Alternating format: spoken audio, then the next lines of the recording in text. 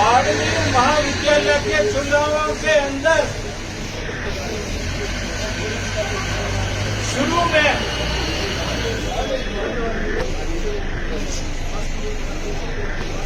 NSUI और ABVP में जो सक्षम लोग राजनीति करने वाले लोगों का उनके टिकटों को लेने की होड़ मची हुई थी। जैसे जोधपुर में दोनों ही टिकट जाट समाज के लोगों ने उस पर कब्जा कर लिया NSUI और ABVP पर, तो वहां क्या होता है, वहां जो एक SFI नाम का संगठन होता है वो ज्यादातर कम्युनिस्ट विचारधारा का है। समझते हो कम्युनिस्ट विचारधारा? और उसके बाद वहां जिन लोगों ने सामान्य राजपूत समाज के अंदर भी दो प्रत्याशी थे और वो दोनों को टिकटें नहीं मिली और दोनों ही आमने सामने खड़े हो गए, लेकिन अंततः उन्होंने राज्य की गद्दी को प्राप्त करने के लिए अपने समाज के स्वाभिमान और को ऊंचा रखने के लिए शासनकर्ता जमात बनने के लिए उन लोगों ने कम्युनिस्टों का भी झंडा हाथ में ले के और जोधा साहब जो खड़े थे उनके साथ में भी हजारों की भीड़ थी। उन लोगों ने समाज के प्रति समर्पण का भाव दिखाया और वो SFI का झंडा लेकर के आज वहां मुकाबला है। उसका फैसला तो वहां की यूनिवर्सिटी के छात्र और मतदाता करेंगे। अब मैं आता हूं बाड़मेर की ओर। यहां पर सामान्य जाट समाज के दो व्यक्ति, जाट समाज के भी कुछ लोग टिकट ABVP की मांग रहे थे और सामान्य राजपूत समाज के भी लोग मांग रहे थे, लेकिन अंततः पार्टी ने फैसला किया और प्रवीण सिंह जी आगोर को ABVP का टिकट मिला और NSUI का एक भाई मानाराम जी को टिकट मिल गए। उसके बीच में जो प्रबल दावेदार जो ABVP के था वो शिवकर्ण निर्दलीय चुनाव में उतर गया। अब देखो सोचने वाली बात, निर्दलीय उतर गया और वो समाज भी शासनकर्ता जमात बनने की क्षमता रखता है, उसमें सोच है और समर्पण का भाव है। जब कुछ लोगों ने देखा, वरिष्ठ लोगों ने, कि नहीं हमारे समाज को यहाँ हार का मुंह देखना पड़ेगा और हार हमें नहीं लानी है, तो एक आदमी ने तो अति जिद किया जिसकी पहले मजबूत स्थिति थी, तो सामने NSUI जो अभी सत्ता पक्ष का अग्रिम संगठन है, उसके लोगों ने समझदारी दिखाते हुए निर्दलीय के साथ में अपना झंडा फेंक करके अपने समाज के व्यक्ति और समाज की नाक को ऊंचा रखने के लिए उन्होंने समर्पण भाव करते कि मेरे भाई के समर्थन में मेरे NSUI का पर्चा जो विड्रॉ करता हूं और उसको सहयोग देता हूं। और आज स्थिति ये बनी कि ABVP को भी सोचना पड़ रहा है कि अब किया क्या जाए।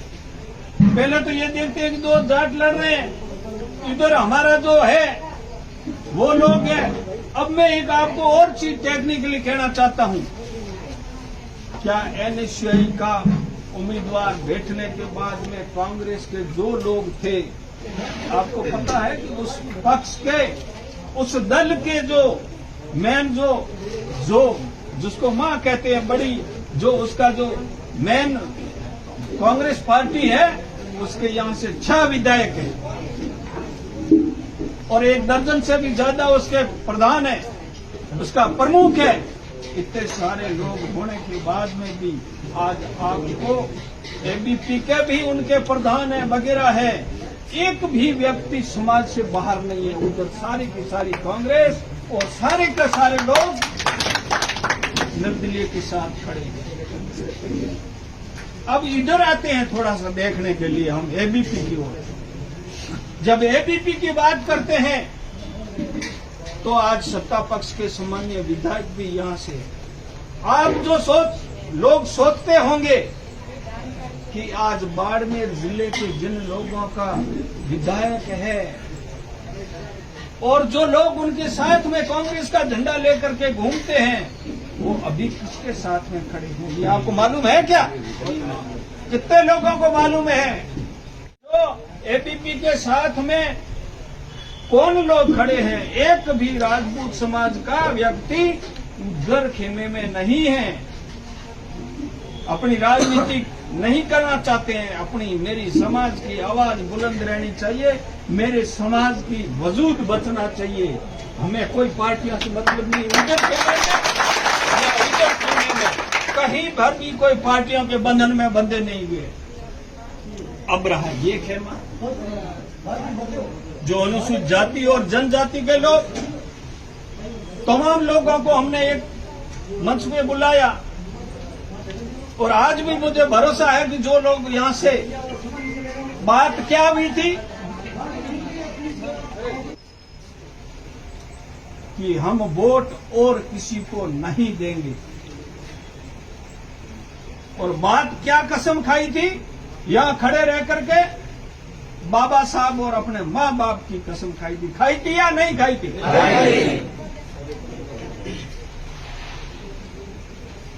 तो उनकी समाज के लोग हैं जो पार्टी में नहीं बंध रहे हैं, ये जो शासनकर्ता जमात और वो शासनकर्ता जमात के लोग कोई पार्टी के बंधन में नहीं बंध रहे हैं, और तुम्हारे इस संख्या बल के आधार पर रिजर्व सीटों या अन्य कई सीटों पर जीतने वाले लोग इस समाज के, वो उनके साथ में खड़ा रह करके तुम्हारे घर का भेदू बन करके और तुम्हें हरा करके वहां अपना मार्क्स बढ़ाना चाहते हैं।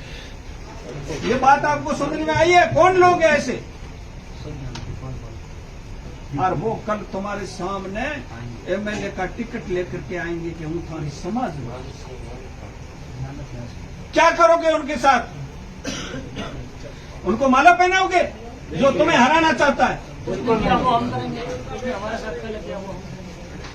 बहिष्कार चीज अलग है, मैं बहिष्कार के पक्ष में नहीं हूं। वोट का जवाब वोट से देना पड़ता है। हम भारत के संविधान को मानते हैं। बहिष्कार अलग चीज होता है। उस व्यक्ति को अपनी औकात दिखानी है कि तेरे को समाज नहीं, उस समाज में जा जिस समाज के साथ तुम खड़ा था। ले लो कि जिंदगी में वो व्यक्ति हमारी समाज के बीच में आएगा तो हम उसको माला नहीं पहनाएंगे, सफा नहीं पहनाएंगे। कोशिश तो ये करके बैग हो का भी नारा लगाए, लेकिन वो समाज का बर्बादी करके दूसरे समाज के अंदर जाकर के हम लोगों को तोड़ने और खरीदने, ये तुम लोगों को तय रखना है। हम भूलकर लोग बहुत ज्यादा हैं, कसम लेते हो तो दिल से लीजिए। उन लोगों को मत बख्शना, बाकी दूसरे लोगों से तो जैसा निपटेंगे वैसा करेंगे। ये तो शब्द नहीं बोला जालोर की घटनाओं की। इस देश में एक शेर पैदा हुआ है, चंद्रशेखर आजाद।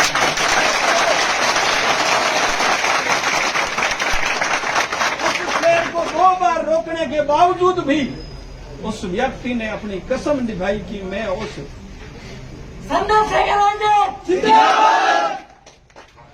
उस पीड़ित परिवार से मिलने मेरे भाई के घर जाऊंगा। और आखिर उस व्यक्ति ने इस पूरे राजस्थान की सरकार और बीजेपी की सरकार दोनों ने मिलकर के जिस तरीके से हमारे खिलाफ में जो 2 अप्रैल को जो उन्होंने एकता दिखाई थी, उसी तरीके की चंद्रशेखर रावण को रोकने की कोशिश की। लेकिन उस भाई के आकर के अपने समाज के अपने भाइयों के यहाँ बैठ करके गले से उसको लिपट करके उसको सांत्वना बंधाई कि मैं जिंदा। और हमारे जो नेता है वो हम जब आज अपने स्वाभिमान की लड़ाई लड़ रहे हैं, आज हम जब हमारी समाज की ताकत दिखाना चाहते हैं, तो वो लोग अभी पार्टियों की मीटिंगों में जाते हैं और यहाँ कसम क्या खाई। अभी वो आए नहीं, उनको कसम का भय था और एक कसम में वो शामिल थे पहली मीटिंग में।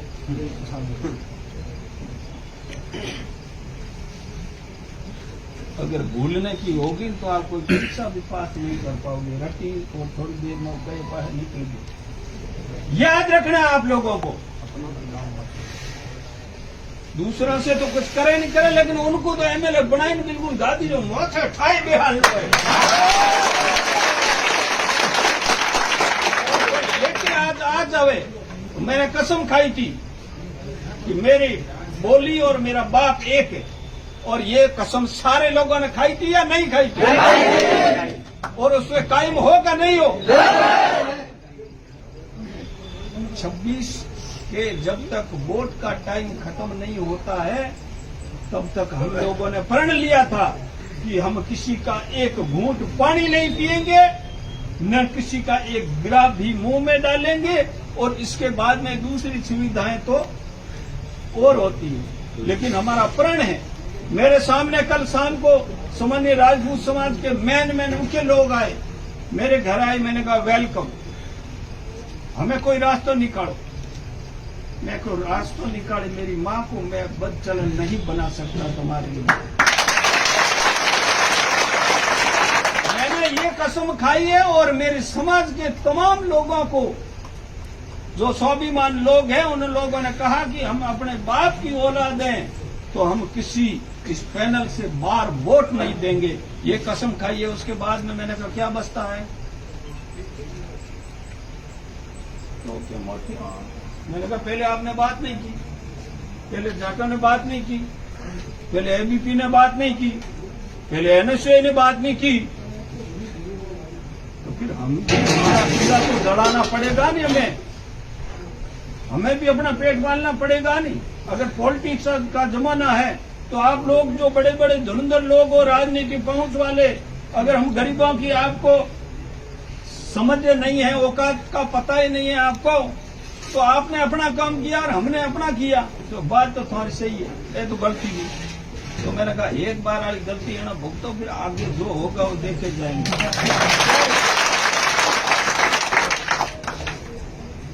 और वर्तमान परिस्थितियां भी ऐसी थी कि हम नाम नहीं लेना चाहता, लेकिन हम लोगों की आम राय थी कि हम किसी के साथ नहीं जाना चाहते थे। जो साथ लेना चाहते थे उनसे भी कहा था कि भी हमारे सामने जिस पद पे खड़ा होंगे वहां तुम्हारा कोई आदमी खड़ा नहीं रहना चाहिए। तो इतनी तो कंट्रोल है कौन नहीं है, तो थे यारो तुम्हारे घरे वे मोहरे घरी। तो ये चीजें जो आपको हैं, जो लोग पार्टियों के साथ में बैठ करके समाज की परवाह नहीं करते हैं, एक तो उनको पहले ठीक ठाक समाज वक्त पर और कानून के दायरे में संवैधानिक वोट में अगर कोई चेकिंग करता है तो उसको इलाज बढ़िया ओखत बढ़िया जाए, पाछो अपन को मौका आएगा नहीं। पार्टियों टिकट लिया है, टिकट अपन इतना लोगों ने मिलता ही कौन, कभी टिकट ले सकते थे।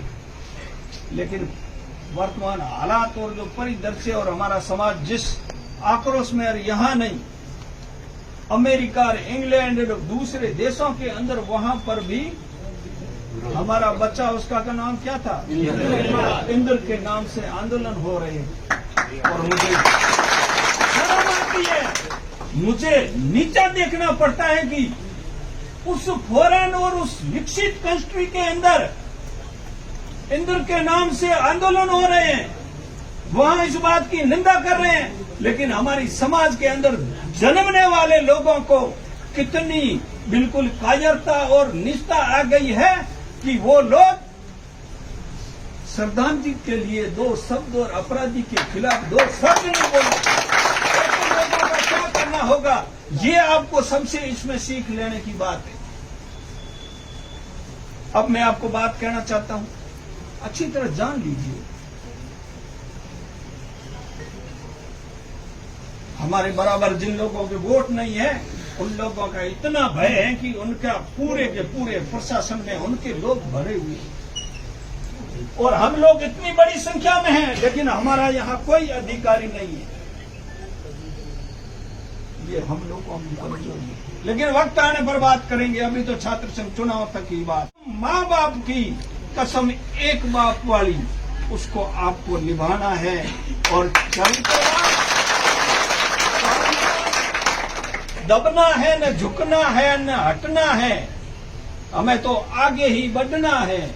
जिन लोगों से वादा किया है, सामान्य हमारा भाई ये जो अल्पसंख्यक समुदाय का था, हमने इसको भाई बना करके इनको टिकट दिया है हमारा।